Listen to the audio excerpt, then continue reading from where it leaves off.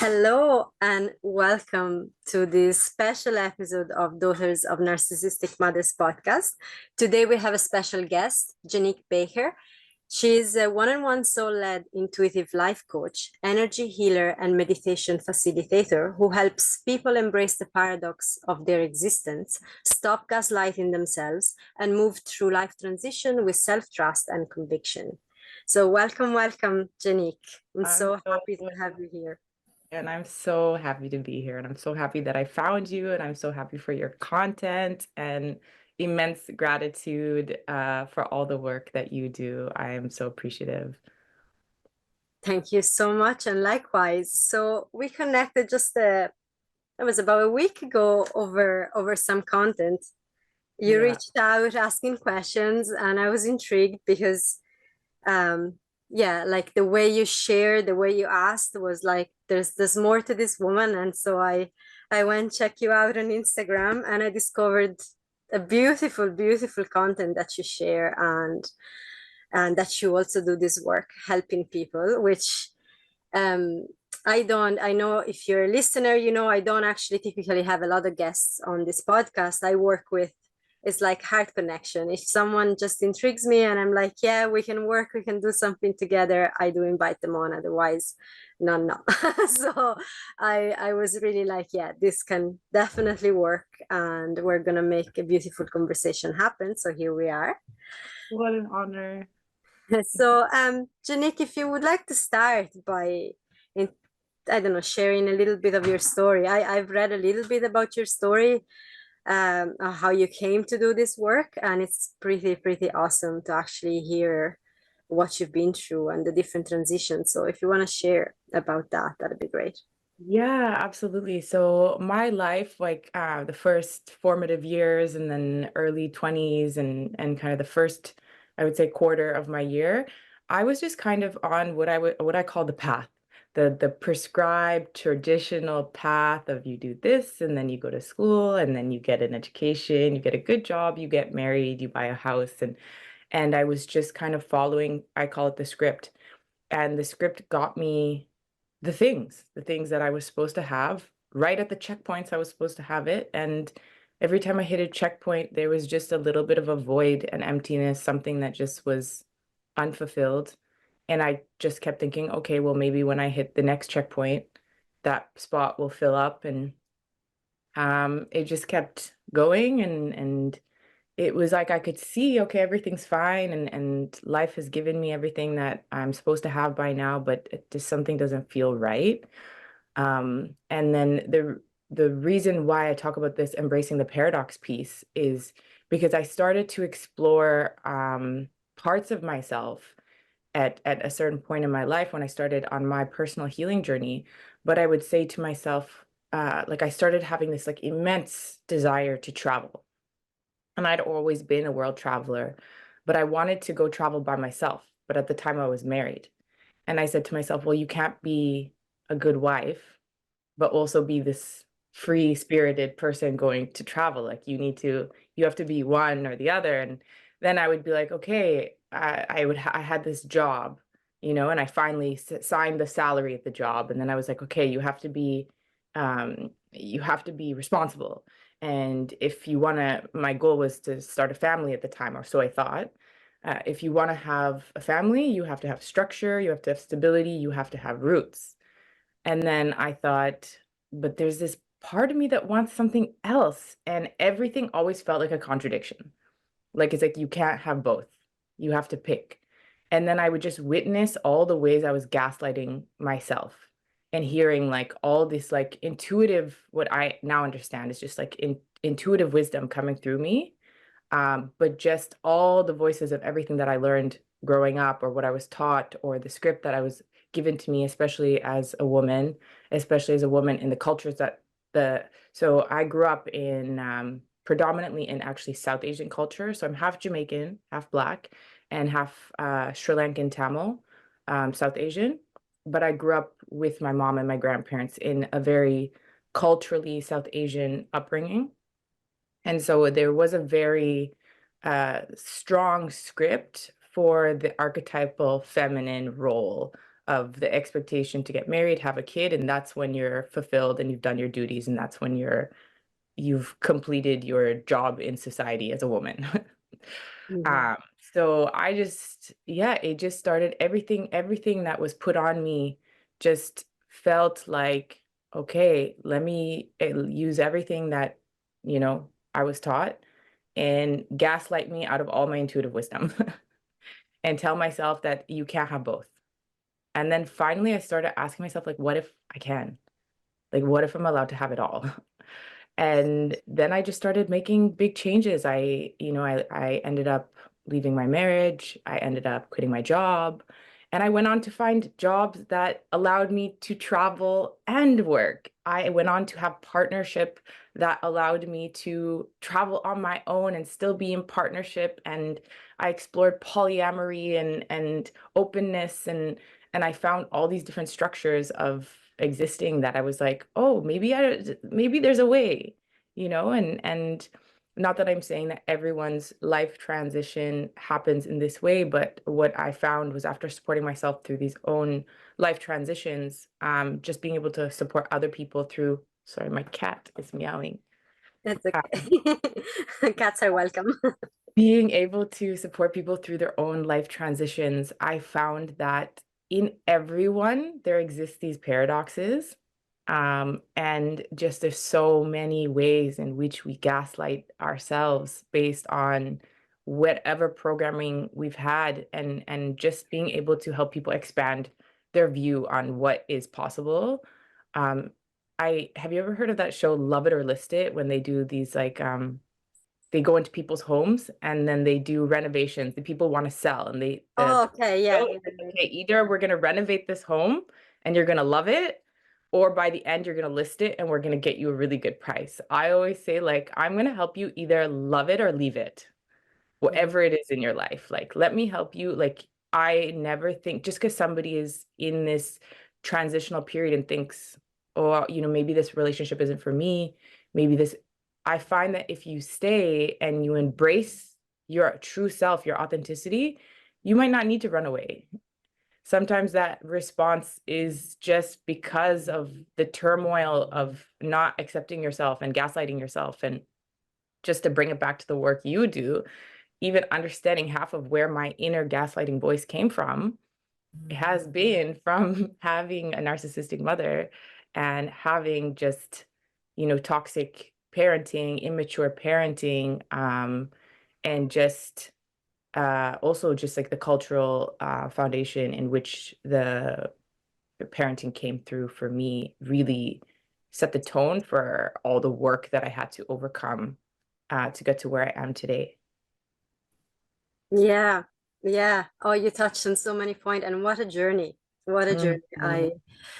I resonate with a lot because people that have listened to the podcast, I do share a little bit. I did have a lot of transitions in my life, a lot of expectations, and we tend to fall into this like box that is like the prescribed box that our family has decided that that's the one, and then on top of that, of course, there's the cultural box and the society that we grow up in, that's another box, and it's like all these boxes that we're putting ourselves in. And we were talking properly yesterday in the women's circle actually about loyalty to our uh, pretend identity. So like this Mhm. identity that we form because of all these boxes, and we end up wanting to be loyal to that. Like even subconsciously, in some ways, we end up being loyal and creating a life that then doesn't belong to us in that way. I resonate. I love that language for it. It really resonates with me as well. Just having this loyalty and a lot of my understanding of this duality and this paradox came from growing up actually being mixed race, because I always felt like I didn't know how to be both. Like I had to choose, like when I was with one half of my family, I could be this culture, and when I was with the other family, I would be this culture. And they always felt like a lot of the, I guess, traditions or just the way people are in my two cultures, Jamaican and Sri Lankan, are very opposing. So it always felt impossible, but I literally am both. So there's no way to tell me that I don't belong in both boxes. But it took me a very long time to understand and figure out how to exist in both boxes at the same time, because it always just felt like I was having to go out of one to go into that next one and go back and forth, and that's exhausting when Mm-hmm. when your literal identity actually exists within both. Mm-hmm. Because every time you're one way, you're using a lot of energy to deny the other part that Yes. is you. I can resonate. I know it's not the same thing as, because I am fully Italian 100%, but my parents divorced when I was one, so I had two poles, and I always had to be, they were very different. Like my father's family and my mother's family would be very, very different in their approach, and both tendentially narcissistic. So they both wanted their own approach to be D1. So like when I Yeah. was with one person, I had to be one way, and when I was with the other parent and the other family, I had to be a different way. And you do use a lot of energy to deny the parts that you're trying to hide when you're in one space, and also to put out the ones that you assume or you've learned that are acceptable within that container. It's exhausting. It's exhausting. It's draining. It's exhausting. And you're never in fully complete acceptance of yourself. It's Mm, almost like you can't fully be authentic until you learn how to embrace both. But that's a whole journey on its own, because how do you embrace both, especially at such a young age when you're fighting between authenticity and attachment, and you want so badly just to be taken care of and loved, and so you sacrifice so much authenticity so early in life, especially when you're existing within two boxes, just because you need the attachment. You need, or we need attachment as children. We need to be taken care of and we need to be loved. That's what we want more than anything. So I can mhm, just go back and see all the sacrifice I made of my authenticity early on, and then it takes like a whole, it's like you spend the rest of your life deciphering. Okay, was that one, was I supposed to do that one? Okay, yeah, no, that one didn't work. Let me take that piece back. yeah, yeah, absolutely. And there's, I can hear it in your voice, and I get actually that you it feels like you're there with that, the softness and forgiveness of that aspect that actually has to put attachment before authenticity when we're children, Yes. because we need to, like, we don't have a choice. That's the survival, that's the part that we have to prioritize. But now when we're like, okay, now we start actually having a choice, and that's when this work becomes really interesting, because now you have a choice to Hmm. actually, okay, I don't need my parents to survive anymore, I don't need all this attachment to survive anymore, and now I can choose and I can start exploring myself. Absolutely. Yeah, I mean, even coming on this, episode with you, I had to sit there and think about the conflict between authenticity and attachment, because everything in my authentic self said, this is what you're supposed to do. Go on this podcast, do this episode, speak your truth, tell your story, and do it without a filter. And then Mm. the other part of me said, but what is your mom going to say? What if she finds out? What happens to that attachment? What happens to that relationship? What happens to that bond, And both of those opposing sides of me were screaming at each other. And I made the choice. I said, no, my authenticity matters more right now. Mm-hmm. Mm-hmm. Yes, absolutely. Um, I remember the absolute conflict when I started the podcast. The podcast is about a year. It's a year and 3 months old at this point, but it took me about 6 months before then, when I decided to call it Daughters of Narcissistic Mothers, to go, what's my mother gonna say? And I am no contact. So like the listeners know that I have been no contact for 3 years now, actually in October. So, and I haven't seen my mother for 4 years, but still I am in contact with the rest of the family. I know they do talk about what I do, so she definitely knows Yeah. what's going on and what's happening. And so there's always that choice. We were talking recently about within the with a client or something about the price. There is a price to pay to not be yourself, and then there's a price to pay to actually be yourself. And it's like, which one? It's which one do you want to choose? Which one do you want to be? Yeah. And like we said earlier, I think at a younger age, one serves you, and then, and I mean, continuously throughout our life, I think there's always different points where one might win over the other. I think sometimes we do have little moments where we choose attachment just for safety reasons, or we choose to maybe hide ourselves just to stay safe. But then half the time it's an illusion of safety that we've created in our mind. So really kind of, I mean, a lot of what I do with my clients is how to resource safety from within, and actually show yourself that you can be safe, and find that feeling of safety within, and teaching people how to resource safety within their own body so that they're not making choices out of this false perception of unsafety or fear or risk.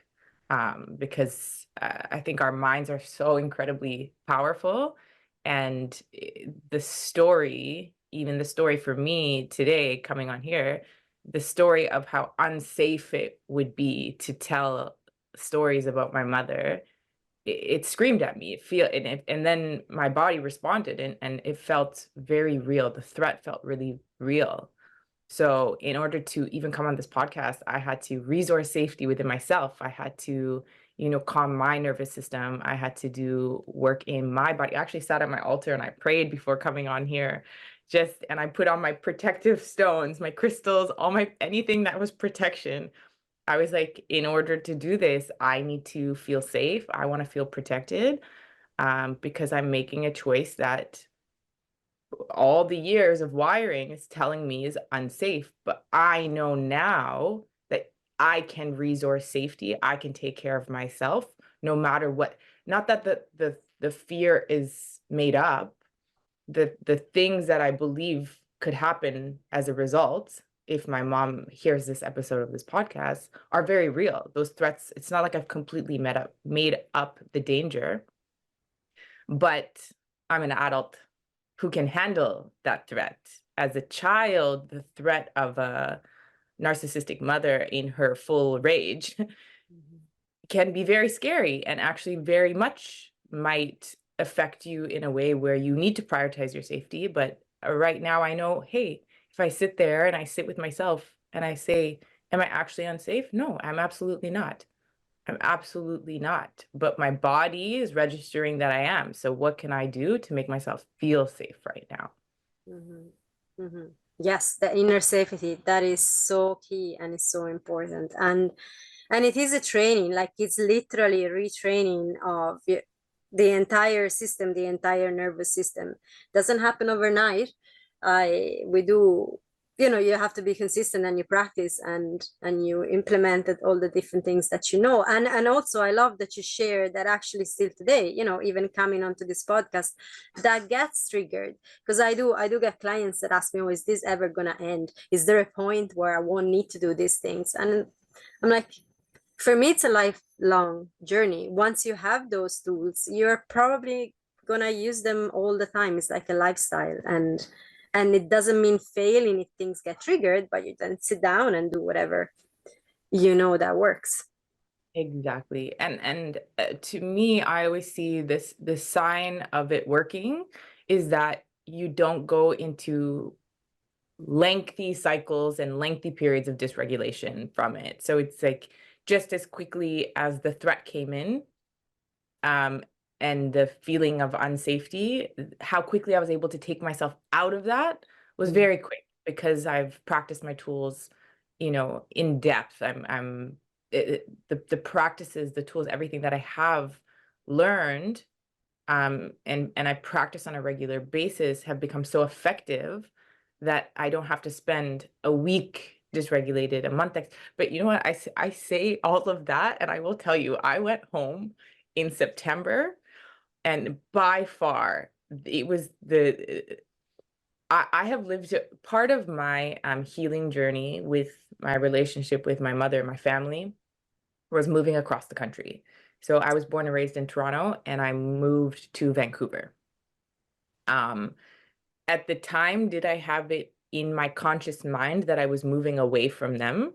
I didn't, but the more I did work on myself, I realized like somewhere in my subconscious, I was like, you need to go far. Like Mhm. the only way you heal is like literally like you have to be unreachable unless you're getting on a plane. Like you need to get away. So I go home though at least once a year, I'd say once a year, if not twice, and I go for lengthy periods of time.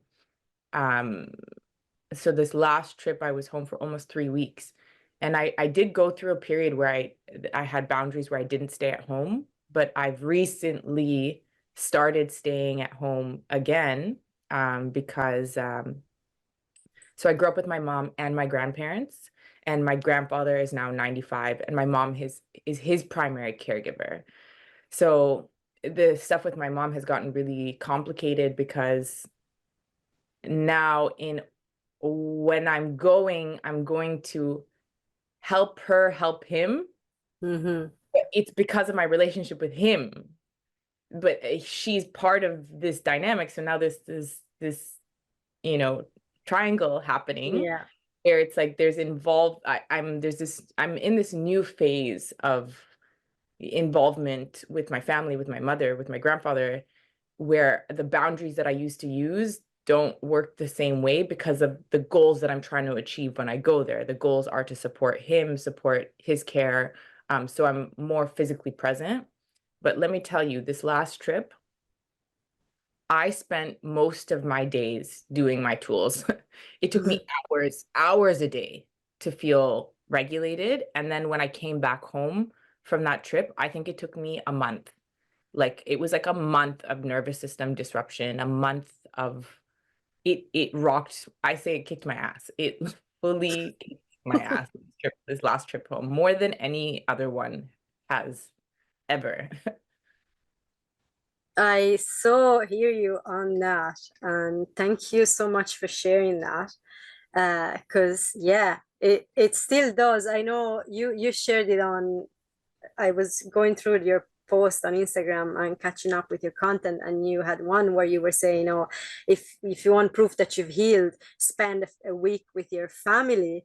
And I remember hearing that, like that was years and years ago. I was at a Buddhist retreat, and the master said something like that, like the kitchen sink, go back home and see how you're getting on when you're at home. That's the thing, it's not when you're on your meditation cushion.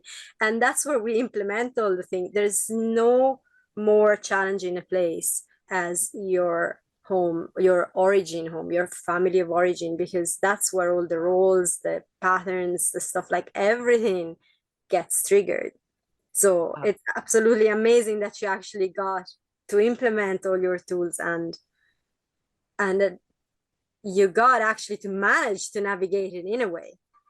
yeah, and it's interesting because even though I part of me could look back and say, like, could we have held myself better through it? Or do I reflect back and think I showed up in my with my best self in all the situations back home? Absolutely not.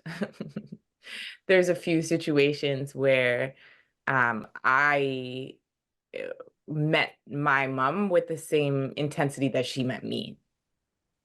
But then actually like reflecting on one thing that came out this last trip home, and I don't know if you've ever worked with this or talked about this, was anger. And I realized like I realized this last trip that I've never really connected to my anger. And that's because my mom is a very explosively angry person,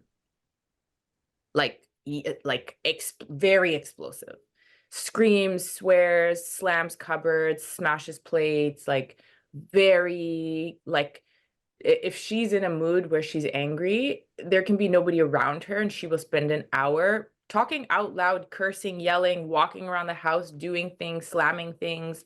like very, very, very explosive. So I just think for my whole life, I learned that's scary. That's what anger is.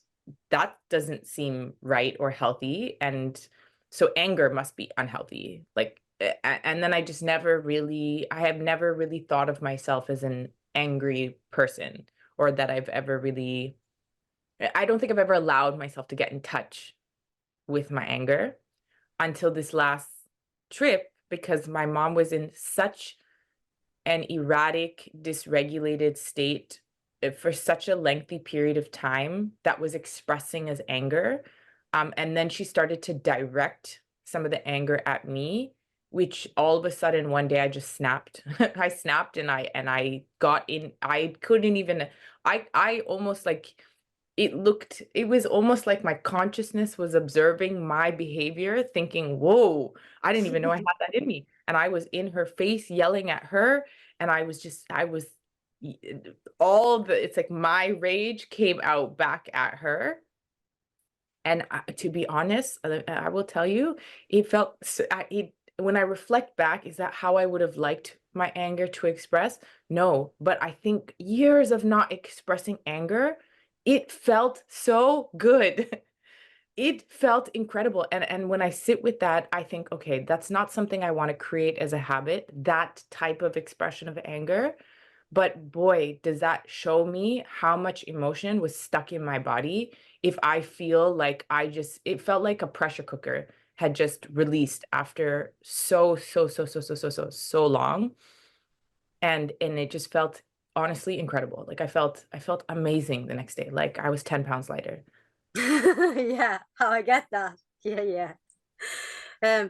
Anger, it's like a taboo thing. I think we could talk about sex way more than we could talk about anger, like Yeah. live, even on podcasts, because anger, it's one of these topics that everyone gets scared about.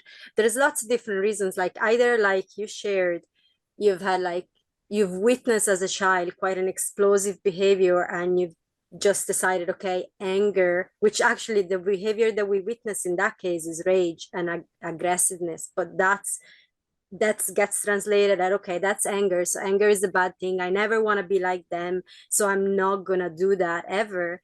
In my case, it was like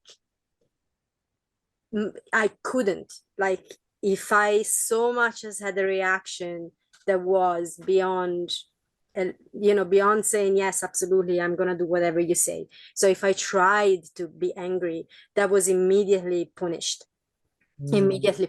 and it could get physical, like my mom could get physical in her punishment just to stop that. So I learned, okay, I can go to tears, I still get punished, but I'm not going to get punished quite as much as if I rebel and get angry. So I'm never going to get angry. And Yeah. so this anger work, and anger is the energy behind boundaries, so it's like so potent an energy. So when we finally tap into that, and I get that, as you shared, it's not like how you wanted to go, sometimes it happens. So if you're listening in and it has happened to you, I've got someone recently actually reaching out, a listener asking on the podcast, if I could do an episode on this, which I will, but they were asking exactly about anger. They explode and then they feel really bad afterwards. There are ways to tap into that anger within the body work somatically and in embodiment. And I'm sure, Genique, you have tapped into those practices or practices that help you with that. Have you anything that you want to share on that? Have you found practices that support you in, you know, opening up that lead to that anger, but when you are in a safe place to do that? Yeah. I mean, for me personally, and I say that that was the first time I got in touch with my anger, but you know what? You use the word rage. I would actually say that was the first time I expressed rage. I think I have intentionally worked through anger prior to this. This was the first kind of explosive rage moment that I had. But my personal favorite way to express anger, to channel anger out of my body, is boxing, is to hit something.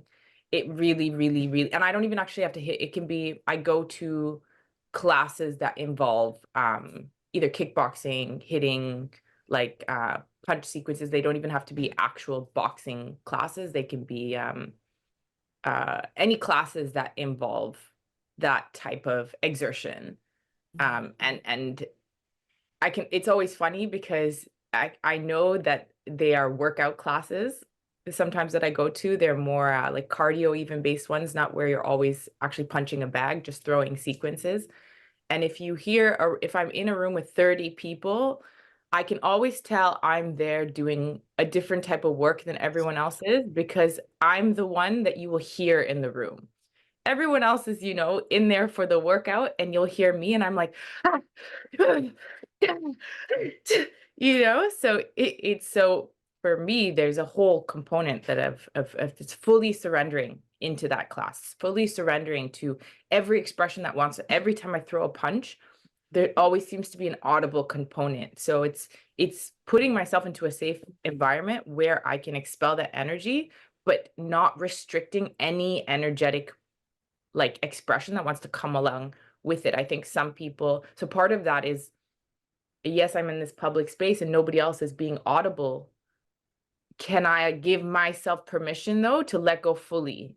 Because if I'm in there and I'm throwing punches and what's wanting to come out is these sighs, these breaths, these screams, and I'm holding those back, then I'm only releasing half. So for me, because I've done a lot of work on visibility and feeling very comfortable being in my expression no matter where I am, I'm able to go into a fitness class that has 30 people in it, and I really don't care if nobody else is making a sound. I will scream, and that's okay. Nobody, if people want, what's wrong with her? I think that's okay. I'm here. I'm getting exactly what I need out of this, and I don't mind if anyone thinks anything about me. So it's really surrender. Whatever you do choose when it comes to releasing anger, I think there has to be a full surrender of every expression that wants to come out. Like, you have to be really intuitively feeling like if you want to scream, you need to scream. That's another one, screaming. I recently discovered that screaming in cars when I'm alone, it's a safe place. I feel safe in a car, and there's times where I go on drives just to scream. And I find it to be a very, very effective tool for me. So it's really just, I can always feel what the anger wants. It's like, does it want movement? Sometimes it wants movement. Sometimes it wants screaming, but it always seems to be, how can I max out like this energy that's wanting to shift out of me? How can I Mhm. give it like full expression? Yeah, beautiful. I love that. Absolutely. The movement and allowing yourself to go fully there, that's brilliant. I totally resonate with the punches. That's like, I love that. I do need that sometimes. And it's like, go for it, whatever it is. If it's a pillow, if it's a fitness class. And I suppose if you are feeling self-conscious and you don't want to do it in front of other people, I mean, you can always, there's tons of classes that are at this point. I mean, you can do plenty of classes on YouTube and stuff and do your sequences at home in a room where you can scream and no one hears you, because I do know sometimes, like, I do get it at first. I Yeah. was super shy. Now I'm like, I mean, I don't care anymore. Like, literally, I went through that bridge. It's like, whatever. I think doing the podcast and taking the first selfies on Instagram was like my baptism of fire. But like, I do get how that can get quite that can be intense for someone. So you can do it on your own, but allowing the vocalizing and allowing the movement, full surrender to it, that's priceless. And while it's coming through, there's also, so I teach this meditation technique called active consciousness meditation. It's also incredible to release anything, and it involves a very powerful breathing technique. But they call it a kriya. Kriya is like the original name of like these body mechanical techniques. Kriya is the name of the technique itself. and how the mechanism works in your body. So in India, they use the word Kriya to describe all these different movements or breath techniques that have some sort of biomechanical function to release. So there's also a lineage of yoga called Kriya Yoga, and there's specific Kriyas that you can do to release anger. And that's, if you just go on YouTube, you could look up like Kriya for anger, and just breath work in general, I think is amazing, amazing, amazing, amazing, amazing to release just about everything. There's a breath work for it. The breath is so, so, so powerful. But all the Kriyas specifically for anger tend to be repetitive and lengthy, because what happens is there's a point where you're doing it. Like, for example, there's this Kriya called the ego eradicator. And you're just have your arms up with your thumb up and you're pumping your arms. But I think you're supposed to do it for, there's different, if you want to do it on the short end, there's amount of time, but I think it's either like 7 minutes, 11 minutes, or I can't remember the higher number. So just imagine you're doing this for 11 minutes and you're trying to stay up here. There's a point where your whole, everything is yelling. It's like, it actually taps into the anger, because it's like, you're angry that you have to do this. You're like, this feel like, I want, like you start hearing, I want to stop. And then you're angry at you get angry at the process. So just staying with it. I don't know that, I mean, these are ancient techniques that have been studied and have been around for centuries. So there's some techniques that I find incredibly, incredibly powerful. And if you just go on YouTube and go Kriya for anger, I'm sure that there's tons of free resources on there. It sounds like it's provoking the anger out of you, like the one that's there, because no one can trigger what's not there. So if like you're just doing this terrible, strenuous thing, it's provoking it out of you. And so at that point, what you were saying about surrendering to make the practice go full circle, surrender with whatever comes. And if you have to scream, scream. If you have to punch a pillow, punch a pillow. If, you know, make sure you're safe. Always safe when you do these things. They are potent practices. So it's really important to make sure you have, like, you know, you set yourself in a container that you can be safe. Your car, if you're on your own, that can work. Or if you're like, I remember years ago, my mentor telling me, go into the forest and scream wherever, because I'm living very rural. So I'm blessed. I can do that. I can go where no one hears me. But yeah, make sure you're very safe with that. I love I always tell people to go into nature to do things, because I always say that the reason why you go to nature, not just because then you'll be alone and you'll be surrounded in this beautiful area. I say it's because the trees will take it from you. The earth will take it. Like, I really feel this, like, that is, like, the earth is working with us and is here, just like the cyclical nature of our breath. It's like the exact anything. They will take out of us what we don't need, the poison, the CO2. They will regenerate it and they will give us what we need. And I really think it's like, if you go into the nature and you are screaming and you're releasing anger, I don't know what they're taking, but something the equivalent of like the way they do with the breath, there's a cyclical nature of they are going to take that out of you and then they're going to return you something. Yeah, because we very often, and that's part of looking at anger from how we've been brought up, and so feel it that is like a negative thing.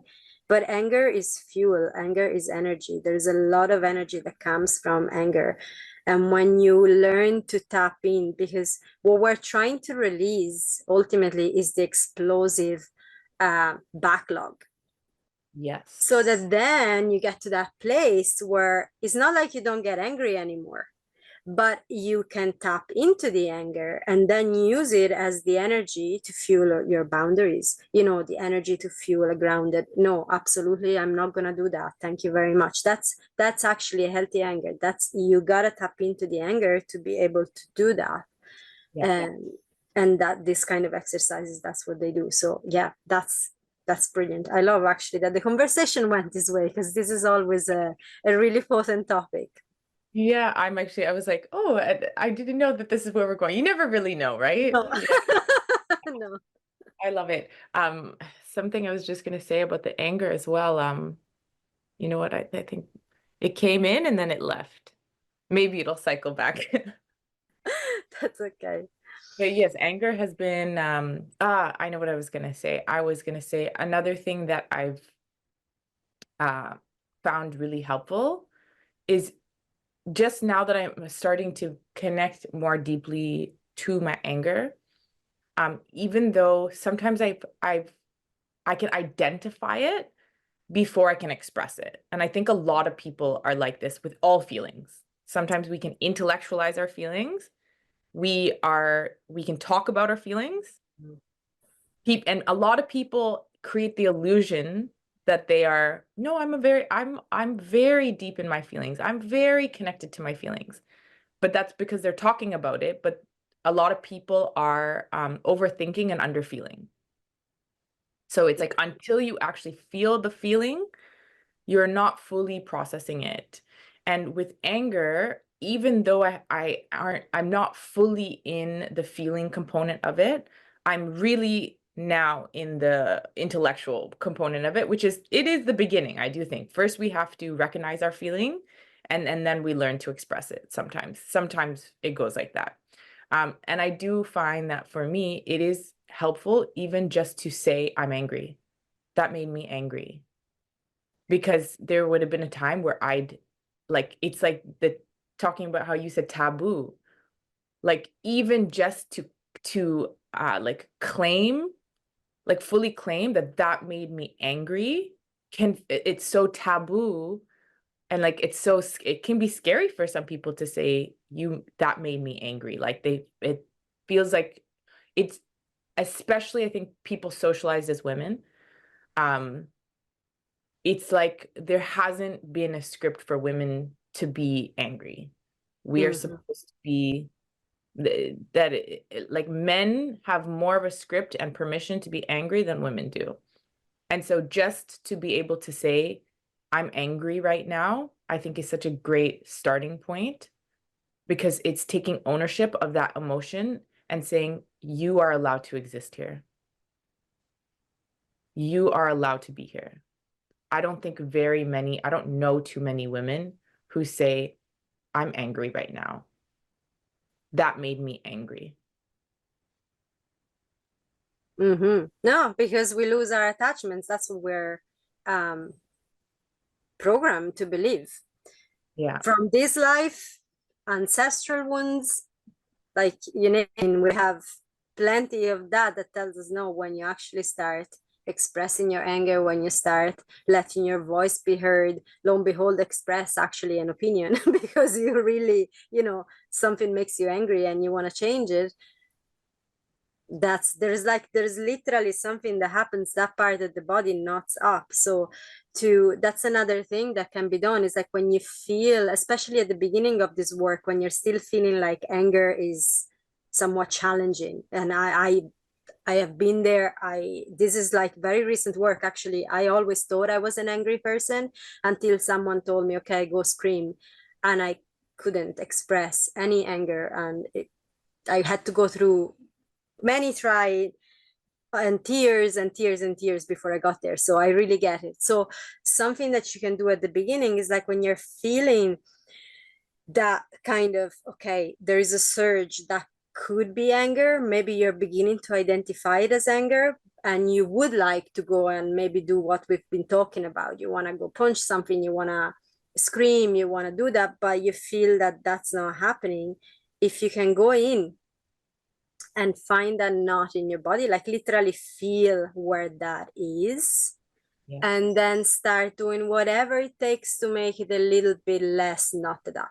Now, this could be again moving, it could be sounding, it could be breathing, it could be touch, putting a hand. Like for me, it's typically the stomach, so that's where I'm going. But so whatever it is that kind of makes that knot a little bit less knotted, and then from there gently you might start seeing your voice wants to express, or your body wants to move.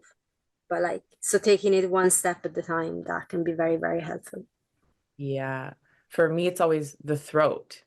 So even like even in the jaw, holding tension in the jaw. So even just stretching out my jaw, I found is very effective, giving myself little massages around my neck and my jaw. I already feel releases so much for me. Hmm. Yeah, And that's, brilliant. I think the audible feeling, the audible sound for me is so important because of the anger. And for me, the anger also stems back, is rooted in a trauma that I had at a young age, where I was a very vocal child, and expressed that something really terrible happened to me. And what happened as a result was I was told not to talk about it. Mm, So this anger formed of you taking my voice away, feeling like I was silenced.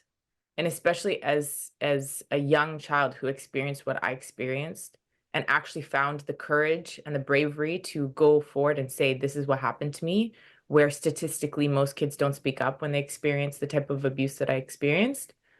The fact that I said something and then I was told, okay, now that it's done, don't talk about it. It just, there's still, even as I'm saying it now, it's like I can feel like just all of this tension in my throat just go, how dare you take my voice away? mm, mm-hmm, mm-hmm. Thank you so much for sharing that. Um, I have been working on this with women for like over 15 years, and I'm part of that group as well, but I've yet to meet someone that hasn't shared a similar story. It's actually incredible how many of us have been through some level of abuse, Mhm. maybe sexual, maybe physical, maybe some traumatic experience, and at some point being told, hush, hush.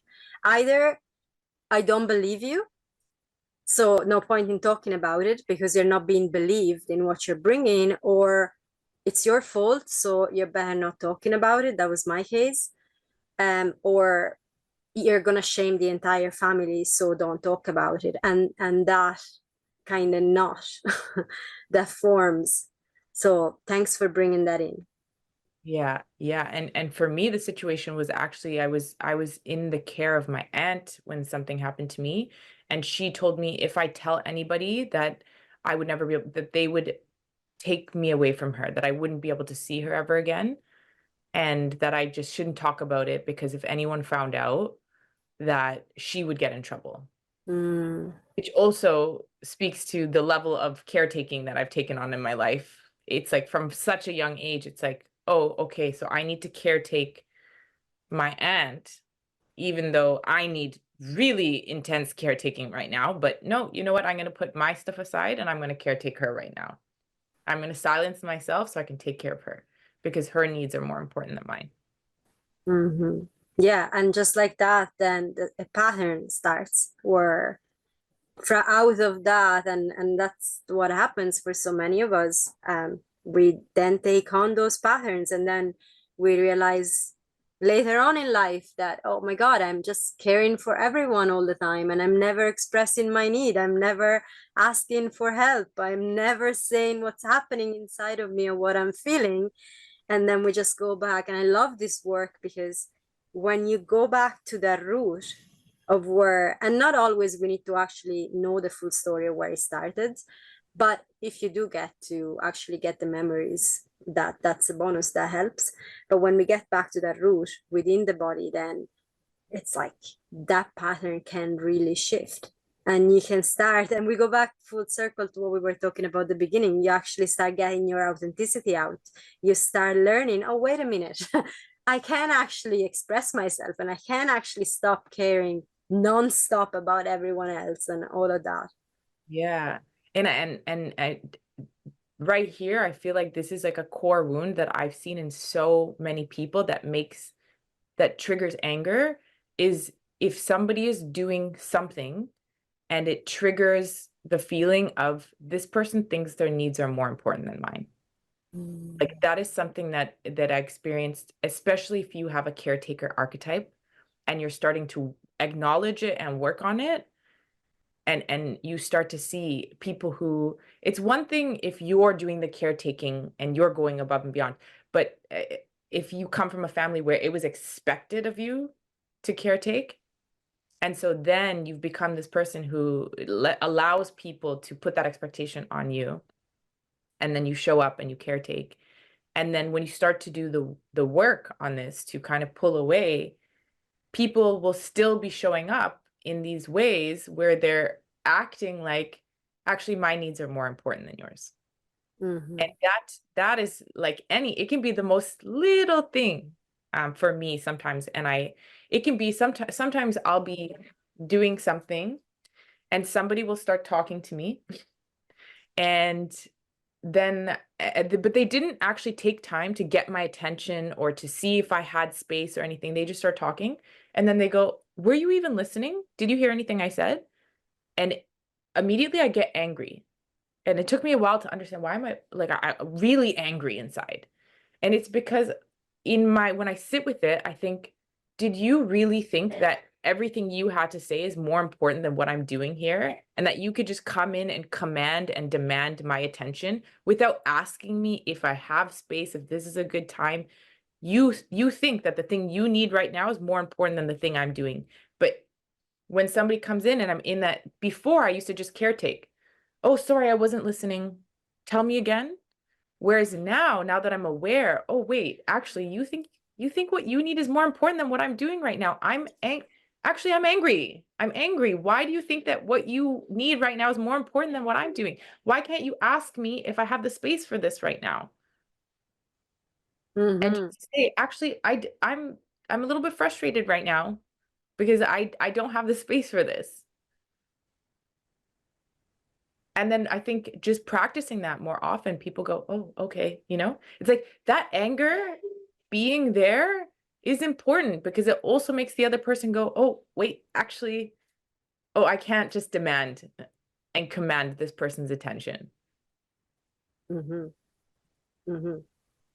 Yeah, that's where it gets like the energy behind boundaries. At that point, you're like aware and you're like, okay, I'm angry right now. Okay, wait a minute. You can't talk to me while I'm doing something else. That's my boundary. You gotta come to me and ask for my attention, see if it's okay, and then I will tell you yes or no. Maybe I'll tell you no. Not now, it's not the time. And Yeah. that's anger behind boundaries, precisely. Yeah. And just for anyone who's listening, just know that your needs are important, are valid, and that other people's needs aren't more important than yours. I Mm-hmm. think it's just such a valuable lesson to learn that it doesn't matter. It's like the whole put your oxygen mask on first. Like, you are actually more valuable and more helpful to other people when you put your needs first. It's not selfish.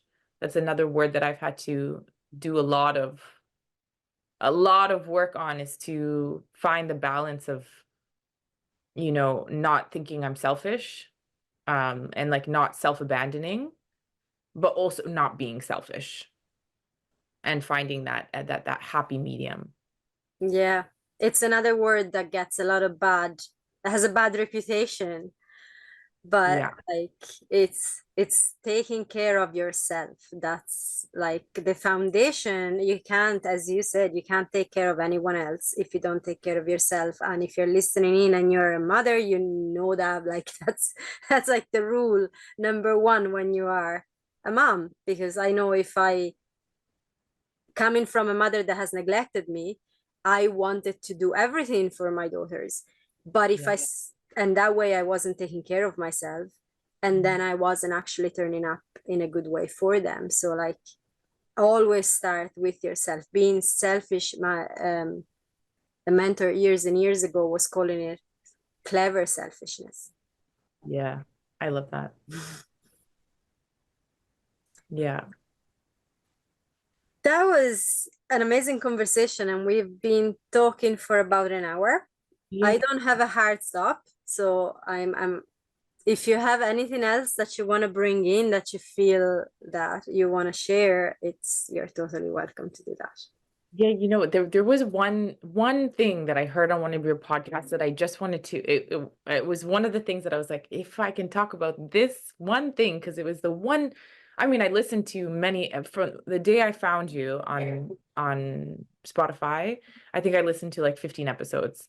I listened to things on 1.7 speed, so I also can listen really fast. So I was just listening. I was like, wow, oh my gosh. But there was the one episode that really got me, was the episode on giving and receiving. Mm. And I just wanted to say, it is, I have been working on increasing I have recognized for a few years now that I have such a low capacity to receive. And it is something that I have been working on for a couple years now.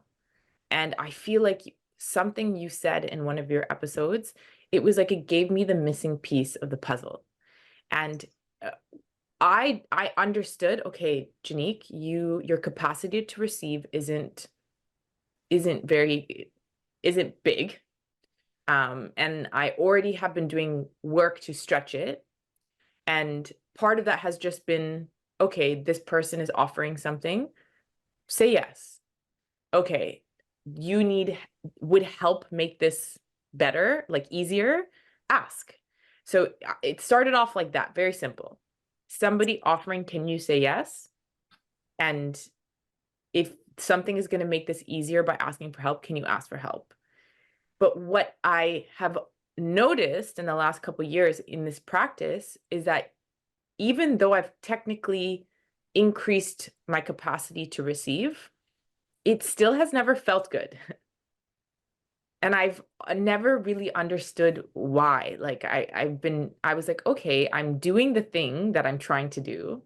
I'm now the shift is happening. And in some ways it does feel good. Like obviously if you need help with something, you ask for help, somebody helps. It feels good in the sense that, well, the physical pressure of the task is now split up, and it feels good that it's now done in 3 hours instead of 6.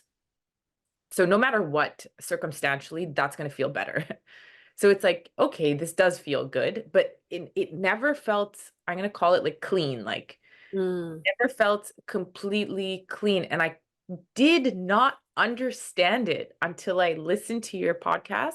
And I finally understand that it's because every time I receive, in my subconscious mind, it felt like I was creating debt. And it's because of the manipulation tactics of receiving, giving and receiving, that has always existed in my dynamics with my mom, that I didn't even fully understand it or see the impact of it until literally last week when I started listening to the podcast. And when I really got into it, and that's why I gave the language to it. Oh, I call it debt. It feels like debt. And it's like, it doesn't matter. Sometimes, sure, it feels great to go buy stuff on a credit card. Like to have the stuff feels good, but you still have credit card debt, you know? So it's like, that's exactly when I was able to think about it like that, like, oh, that's what's happening. I'm using a credit card. It always feels like I'm using a credit card. It's like, okay, yeah, I've got the thing that I want, but I feel like now I'm in debt. So it just feels like, okay, now what's my plan? Now that I got the thing that I want, so the cash advance happened, I got the thing. In this moment, it felt like temporary solution. I've got the thing, but what's my plan to pay off the debt? So now I'm working on, and like I said, this is now just in my awareness for a week now. So now I'm working on, okay, what do I do now that if every time I'm going into a situation, there's a part of me that's thinking of this or looking at this as debt, how do I now unprogram the belief that this is debt? How do I stop feeling like this? Because even though now I can see the pattern and I understand it, there's this little part of my brain that goes, yeah, but you don't know that that person isn't thinking that you owe them something. And it Mm-hmm. doesn't matter who they are. I can, and I actually think I attracted a a part, my last partnership, I think there was also elements of, I don't want to, definitely not at all, like there was just a little bit of a 50-50 reciprocity expectation of like everything meeting the mark 50-50. And we did a lot of really fantastic work, and we were able to talk through and work through a lot of our stuff. And none of that is me saying that the partnership was a beautiful partnership and very healthy, and patterns came up like they do in all relationships. But there Yes. was a part of that relationship dynamic that also made me believe, yeah, there's an expectation that if you do this, I do this. If you do this, I do this. So there is just still this part of my brain that's wired to think, yeah, if I take, I owe. I get that. The the narcissistic mother's love is always conditional and is always transactional. So like what they give with an agenda. And this can be very subconscious. So like there's different degrees and different levels. If you're listening in, it doesn't necessarily mean that it's pre-planned. Sometimes it is. I've had experiences where it's definitely pre-planned. There's an awareness of it. So I'm gonna give this person this or my child this, so then I'm gonna get love. But sometimes it's subconscious patterns that that's the way they express, but they always want a response. And it can be like literally, I'm going to give you money and I'm expecting you to spend time with me because I've done that. Or it can be more subtle, like, you just have to show me that you love me. You just have to spend time with me. You just have to, like, it's not very clear. So it leaves us in this fog and with this pattern of, okay, if I'm receiving something, if I'm actually accepting something from someone, what do I open up? Mm-hmm. And it can be very unsafe. Yeah. So what, in your experience, has helped you in increasing your capacity to receive, or what have you seen working with people who feel this sort of like, I don't want to accept, or even to work on, I mean, I'm at the point where I am accepting, but it almost feels like it feels so uncomfortable to do so. Like I'm like, how do I now work on accepting and actually enjoying the thing that I'm accepting without it feeling so loaded with discomfort every single time? There's definitely there's two things that I would work with that usually when a client comes in, and this is incredibly common. So first of all, if you're listening and you're like, oh wow, that's actually what happens to me as well. This is incredibly common. These pathways of receiving, very often they're quite shut down. And it's one of the things that, especially as women, feminine energy is all about receiving. We are the receiving pole.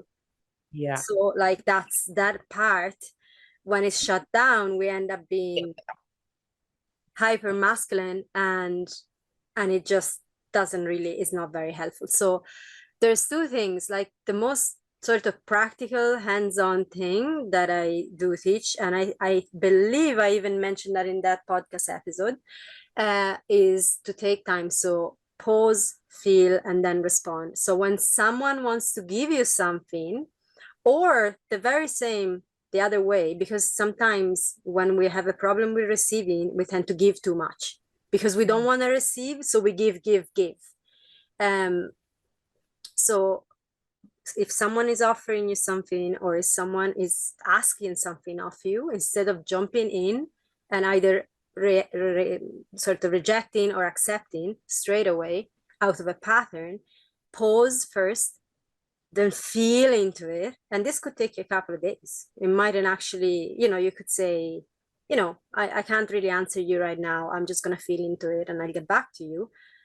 So you feel into your body, feel what's happening, feel what you're actually feeling. Does it actually feel good to go with what you're being asked, or to receive what you're being given? there is an inner wisdom that tells us if the other person is actually wanting something from us or not. And again, you want to feel into, are you willing to give it? That's, and you and sort of understanding that you have the right to feel into that. You don't have to give anything if you don't want to, if it doesn't feel right to you. So that feeling is important. Pause, feel, and then at that point you respond, and you give the response that feels in alignment with you, that feels okay with you. So that's kind of like the hands-on, okay, you can start doing that from now. And then Yes. again, you can go into your body even when you are receiving, and it's like on paper this should actually feel like a good experience, but still you're feeling that ickiness. There's still something that, and you feel, you have learned, like I know you, Genique, have that awareness to actually know, okay, this is a pattern that is kicking up a fuss. So just go into your body. Where is that?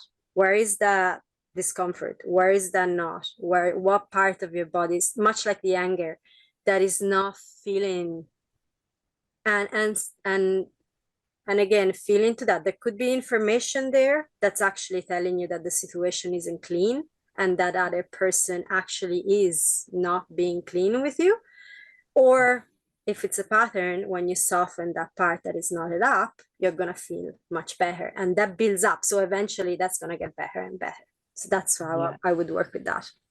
This is such a beautiful, like that answer just hit so beautiful in me. And I just thought to myself, oh, this is part of the struggle and part of, I always say we teach what we need. What we needed, what we still need, and what we will continue to need. And it's funny how you just brought in the inner wisdom. And I just thought to myself, right, and I teach people to not gaslight themselves. And what are they gaslighting? They're gaslighting the inner wisdom.